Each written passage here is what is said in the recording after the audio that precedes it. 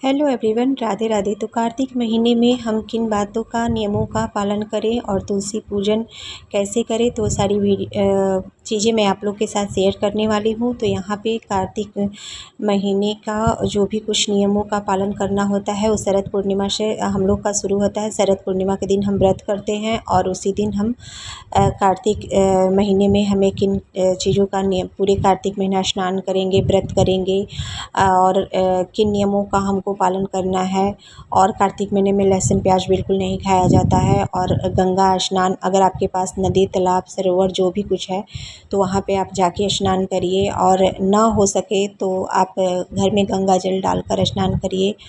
और छोटे छोटे नियमों को आप करके भगवान श्री कृष्ण का, भगवान विष्णु की कृपा हम लोग पा सकते हैं। तो कार्तिक महीने बहुत ही पावन महीना होता है और बहुत ही मतलब पॉजिटिविटी होती है इस महीने में। बहुत सारे त्यौहार भी होते हैं इस महीने में। तो यहाँ पे सबसे पहले हम गमला तुलसी माता के रखने से पहले जिस स्थान पे हम पूजा करेंगे वहाँ पे साफ़ सफाई कर लेंगे और थोड़ा सा हल्दी से लेपन करके और वहाँ पे स्वास्तिक बना देंगे। फिर गमले के ऊपर भी हम थोड़ा सा चंदन से तिलक वगैरह करके, कुमकुम से तिलक कर देंगे और फिर गमले के ऊपर स्वास्तिक बना देंगे। तुलसी माता, यहाँ पे सबसे पहले हम गणेश जी का ध्यान करेंगे। गणेश जी का ध्यान करके और फिर हम पूजा स्टार्ट करेंगे। तो फिर उसके बाद हम तुलसी माता को जल सींचेंगे। जल आप चाहे तो जल सींच सकते, जल सींचने के बाद आप कच्चा दूध भी सींच सकते हैं। सिर्फ थोड़ा सा आप कच्चा दूध से आप सींचें। और हाँ, रविवार के दिन आप आप नियम लिए हैं कि हमें तुलसी माता का जल देना है। तो आप जल आप ना दें, लेकिन तुलसी माता का दूर से पूजन वगैरह, दीप वगैरह हमको प्रज्वलित करना है रविवार के दिन भी। और ठंडी का सीज़न आने लगता है, कार्तिक महीने से स्टार्ट हो जाता है। तो आप छोटा सा नया पौधा लगाए हैं तो आप थोड़ा सा ही जल सींचें, इस कि आपका पौधा ख़राब ना हो।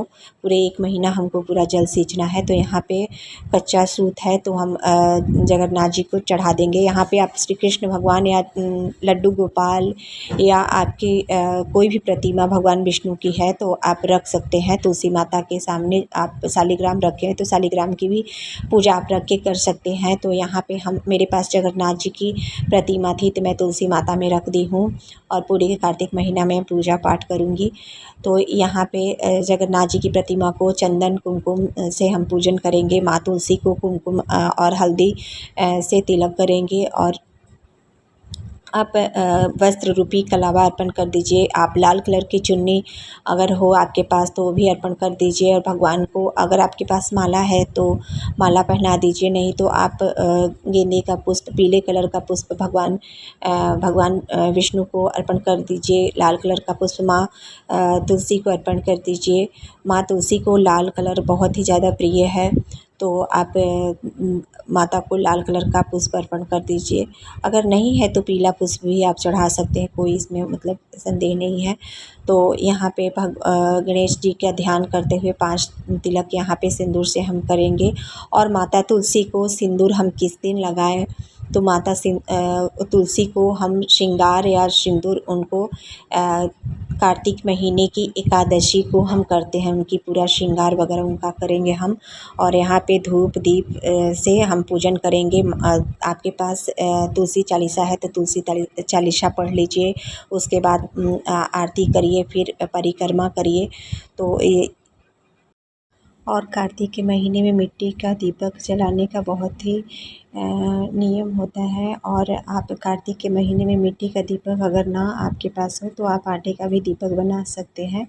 और मिट्टी के दीपक को पूरे 30 दिन हम तुलसी माता के सामने जलाते हैं। 1 महीने तो पूरा इकट्ठा करके रखते हैं, फिर उसको जल विसर्जन कर दीजिएगा। इधर उधर नहीं उस दीपक को फेंकते हैं। 3 बातों का ज़रूर से आप ध्यान रखिएगा। तो कार्तिक के महीने में अगर आटे का दीपक आप जला रहे हैं तो उसको, मछलियों को आप जल विसर्जन कर दीजिएगा। और मिट्टी का दीपक है तो पूरे 1 महीने तक, 30 दिन तक अगर आप जला रहे हैं तो उसको 1 महीने तक रखिए। और जब आपका कार्तिक महीने की पूर्णिमा है उस दिन आप जल विसर्जन ले जाकर गंगा स्नान जब करने जाएं या किसी नदी सरोवर में तो वहाँ पे आप कर सकते हैं। तो जय श्री कृष्णा, मिलते हैं नेक्स्ट वीडियो।